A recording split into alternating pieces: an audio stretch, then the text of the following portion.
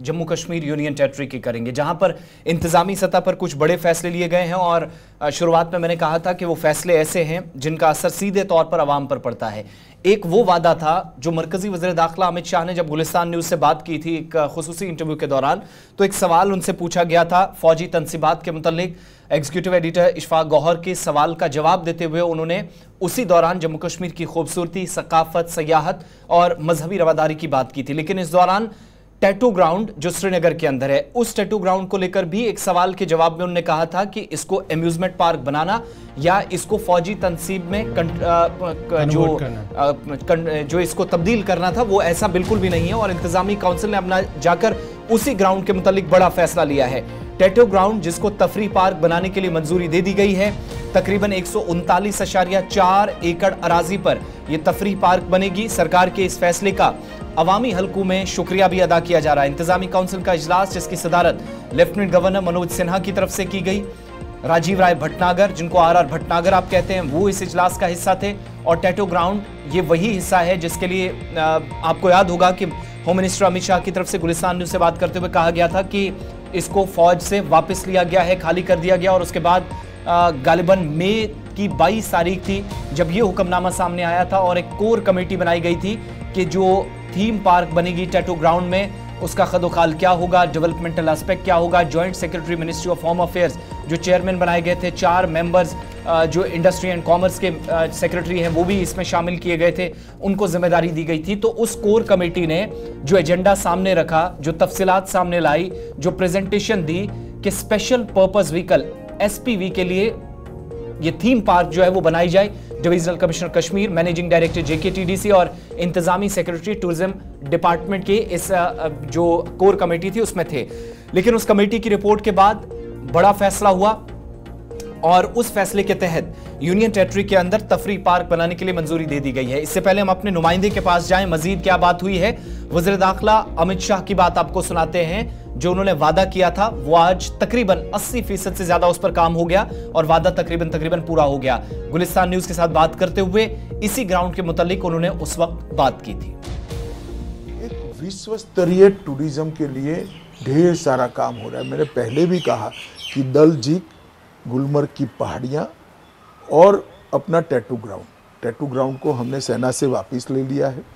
अब ये जम्मू कश्मीर सरकार और भारत सरकार के पास है।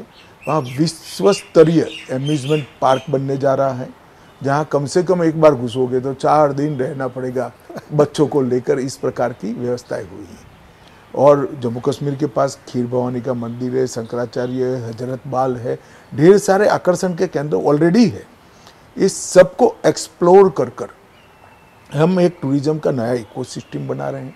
आज पश्मीना को GTAC मिल गया है, कश्मीर के केसर को मिल गया है। चलिए आकिब डार के पास चलेंगे। आकिब, वज़ीर दाखिला की बात हमने सुनाई, जो वादा उनने गुलिस्तान न्यूज़ के साथ बात करते हुए किया था वो लगभग पूरा हुआ है। फैसले में क्या बड़ी बातें हैं?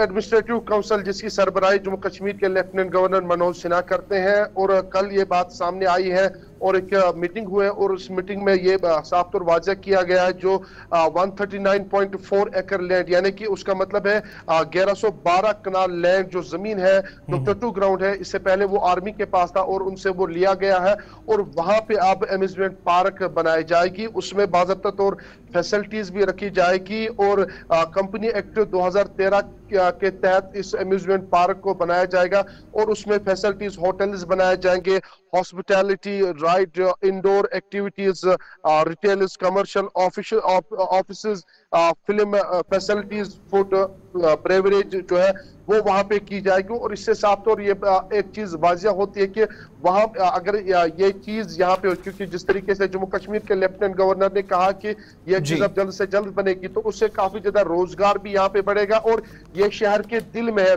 बिल्कुल बटमालू में ये टैटू ग्राउंड है और 1112 कनाल जमीन पे ये पूरा टैटू ग्राउंड है। और इसमें जब अम्यूजमेंट पार्क बनेगी और यहाँ पे न सिर्फ यहाँ के लोकल लोग बल्कि मुल्क के अलग अलग हिस्सों से, बल्कि दुनिया के अलग अलग हिस्सों से यहाँ पे लोग आएंगे और यहाँ पे जो है जानना चाहेंगे क्या जमीनी सतह पर अभी कोई पेशरफ्त हुई है या कि फिर अभी ऐलान ही हुआ है और आने वाले वक्त में इस पर काम शुरू होगा? बिल्कुल गवर्नर, जिस तरीके से इससे पहले भी इसको कहा गया था कि डिज्नीलैंड बनाई जाएगी और उसके बाद आर्मी वहां पे जो थी उनको निकाला गया वहां से और वहां पे खाली एक एसएसबी का यूनिट है और वो भी अब जो है जिस तरीके से वहां पे अभी जो खबरें चली है कि जिस तरीके से जो वजीर दाखिला है उन्होंने कहा कि टैटू ग्राउंड को हम डिज्नीलैंड के साथ म्यूजियम पार्क बनाएंगे, तो कहीं ना कहीं जमीनी सतह पे वो दिख रहा है। और उस पर अभी जिस तरीके से कल एडमिनिस्ट्रेटिव काउंसिल ने ये फैसला लिया है कि कंपनी एक्ट 2013 के तहत इस पे काम शुरू किया जाएगा, एसपीएम के तहत जो है इस पे काम किया जाएगा, तो जमीनी सतह पे अब आगे आने वाले दिनों में इस पे काम भी होगा।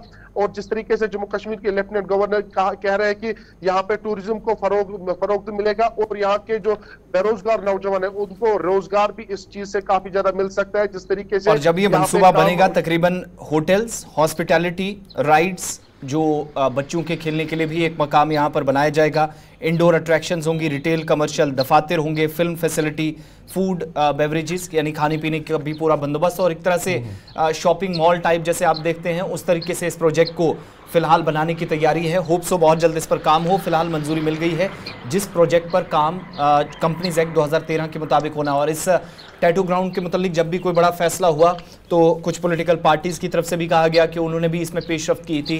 ख़ास तौर से आपको याद होगा कि मरहूम मुफ्ती मोहम्मद सईद के होते हुए उनकी जानिब से भी एक पेशरफ्त हुई थी इस पूरे मामले पर और इसलिए क्रेडिट उनको भी देना चाहिए। और उसके बाद जिस तरह की सूरत हाल बनी उस पर भी जो है वो बड़ी बात यह है कि अब हुकूमत ने काम शुरू कर दिया। एक और बड़ी